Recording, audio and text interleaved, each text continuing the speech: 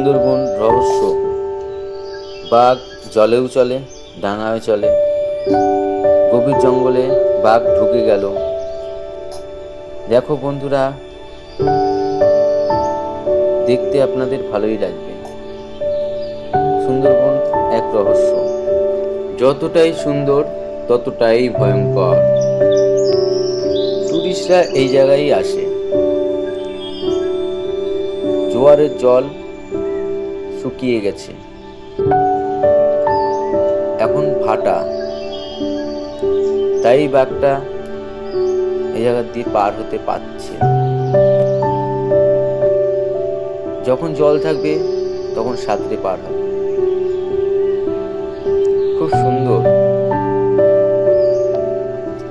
শেষ পর্যন্ত এই ভিডিওটা দেখুন। বাঘটা লাফ দিয়ে উঠল, সামনে দেখা যায় হরিণ। ও হরিণকে তাক করেছে। দেখো বন্ধুরা কিভাবে তাক করে।